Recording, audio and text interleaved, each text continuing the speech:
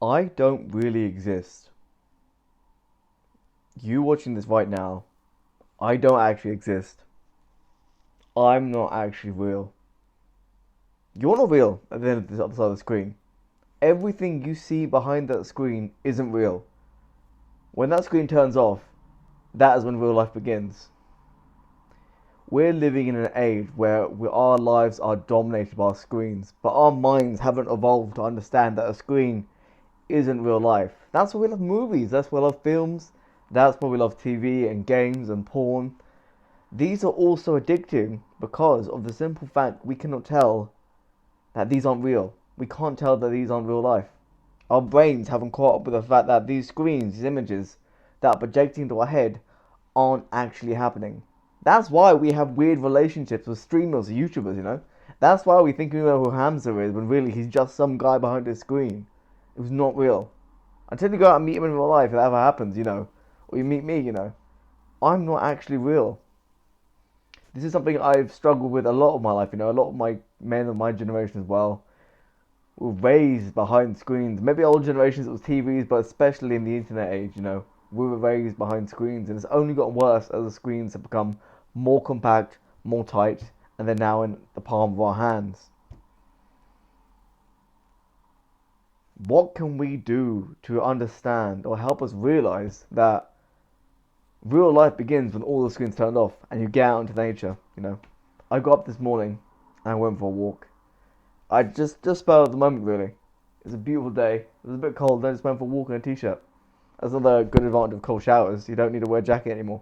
You can go out and be in cold and be present for it. And I'm still struggling with you guys, I'm still struggling with you guys.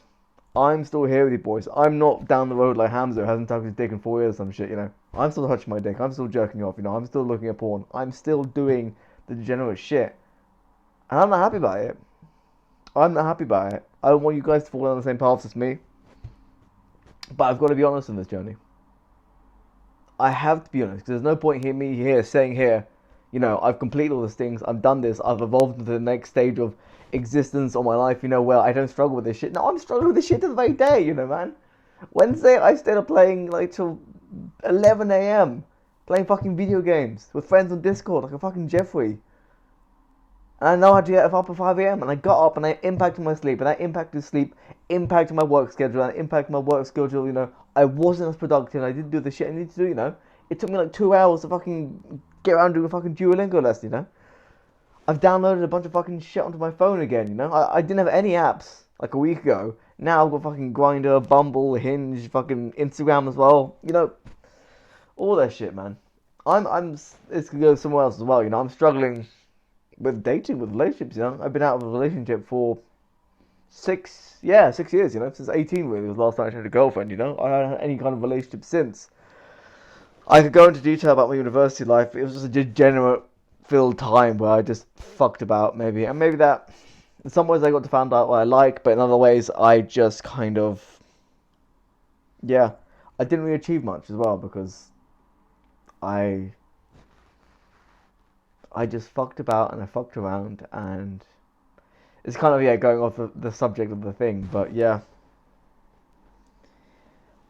Since August, I've really been struggling with Discord. I mean, listen to the fucking name of the thing, and I know I got on Discord, and I know I have a server on Discord, and I know I got the Hamster account on Discord, and I know that's been a great help to me as well, but Discord, I mean, just the name of it is called Discord.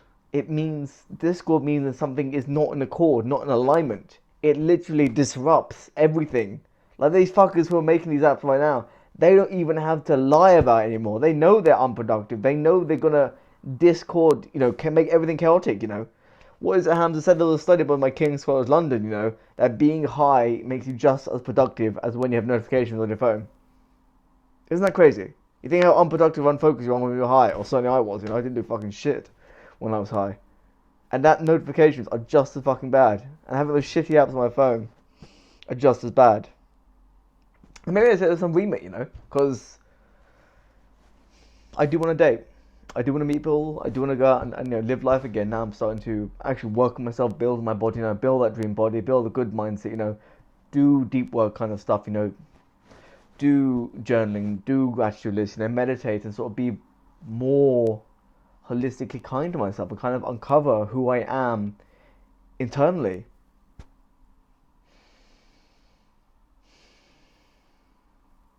I'm really struggling with this. I've been in the fellowship of like Narcotics Anonymous and SLA, Sex and Love Addicts. And I can speak about them in a different video because they help me in their own ways, but they're not perfect.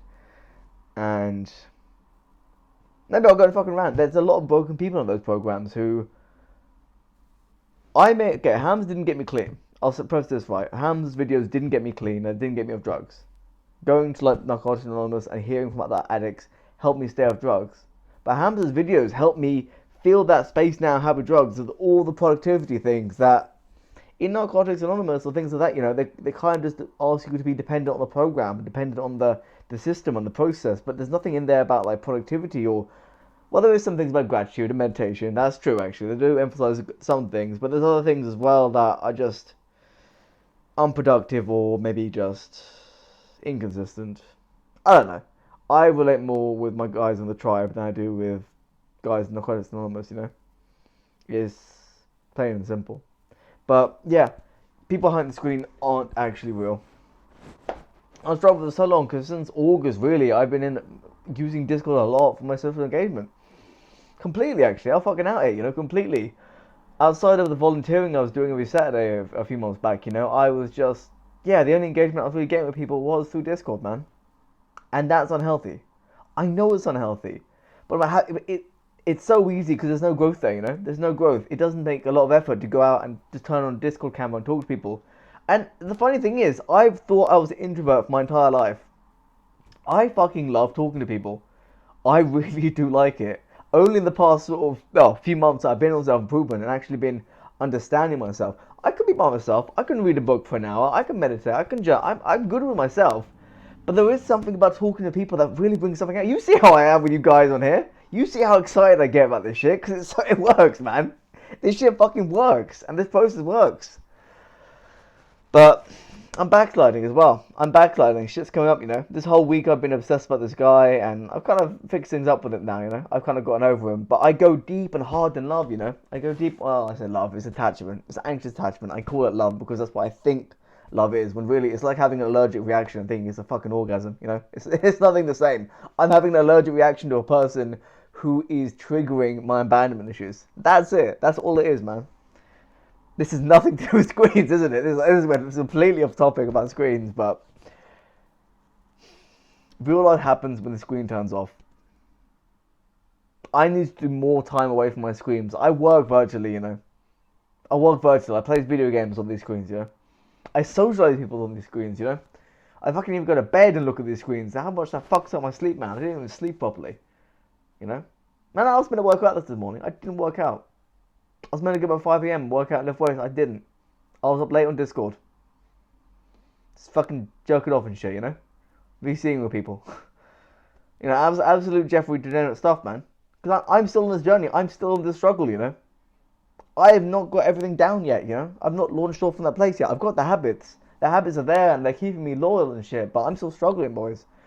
Don't let it think that I want you to be like me. I want you to be like Adonis. I want you to be like that perfect man, that Hams always talks about. That man who's grateful, kind, who prioritizes deep work, who gets into a flow state. I'm not there yet. I am so far from there, I'm 26, but mentally I'm still 16, realistically. I've missed out on growing up a lot, to be honest. Because most of my years, all my years, from the age of 16 till now, were spent just using drugs. I'm so grateful I can do this, though. Hannah talks about getting to a flow state. Talking to you guys like this really gets me to a flow state. I just don't think. I just say what comes out, man. I say what comes out, and it touches a part of me here, It really touches a part of me. It strikes a chord with me, because this is unfolding a purpose. I was walking around this morning, I live near quite this nice, beautiful residential area, this park area, I'm walking through the huge Californian pine trees, oak trees, red trees, I'm just walking there, and I felt on my purpose, man. I'm thinking about my YouTube, I'm thinking about my Discord, but I'm thinking, yeah, let's grow it. I've actually uncovered something that I really care and I really value. I value you guys. I value that this channel has got 20 subscribers, I value where I am today. I value the fact that I was able to come through this, you know? I'm so grateful where I am. I'm grateful for my relapse in January. Horrible to say it. I am grateful for it because it taught me a lot. It taught me a lot about if you put things down and substitute things for other people, you know? What brought me out of that relapse was fucking getting obsessed with a guy on Discord. This is the thing as well, man. All these relationships are just on Discord, man. And maybe this isn't the right way to go about it, but this is why I'm trying to substitute that for like getting dating apps and trying to go out and actually meet people. Because at the very least, then I'm meeting real people, you know, rather than just getting obsessed with people on Discord. Because that ain't it. That's not how we're meant to interact as human beings. We're so lonely. What is it the Hamza said? You know, we're what we are. You know, we go out into public, you know, and we're one of the only animals that knows everything else around all the other animals. We have an idea of neutrality. We don't know if all those creatures around us, all those fellow human beings, are friend or foe. Think of like a pack of wolves. Think of like any kind of herd animal. They know their herd's their herd. They know they can trust them if a predator comes, you know? Every other animal in the animal kingdom, you know, they know whether other animals are friend or foe. Instinctually, it's there. They can see it in their body language. They can express it. But humans, the way our society is fragmented, you know, we came from tribes into these big, alienating cities, you know, and we just become alienated from ourselves and our peers and our tribes, and we just see people as neutral. God, go back 100 years, you know. I don't think you can be neutral to anyone, you know. Everyone would know everyone. Everyone would be friend or foe, you know. This neutrality that we sort of think is good or decent to have, or civil to have. This we shouldn't be that, you know. If they're a foe, be a foe, you know. But I mean, I'm saying you should go out and make enemies, but try and make friends with people. This morning I was walking around, and you know what? I smiled at people. I said morning, you know. Some people said morning back. Some people hello or yes or hi or whatever. But just being able to be friendly and be genuine with people is so good in the real world. I wonder where things are going to go with technology, honestly. I'm quite worried. Like, the way VR is going, all this degenerate shit, you know, haptic feedback, VR porn, I can only imagine there's a generation of men who are just going to be lost to that shit. And I mean, there's a generation of men who are already lost now, to be honest, to porn and shit. And those poor guys, you guys here don't need to be watching these videos, realistically. You guys are probably on your purpose and all your shit. The guys who really fucking need this shit, they're out there. They're not even thinking about self-improvement. They're just stuck jerking their dicks until fucking dust comes out. I don't fucking know, you know? I mean, I'm not going to sit and say like I'm any better, because I've been down bad. I've been in those places before, man. You just feel awful, and you feel worse, and you don't feel on your purpose.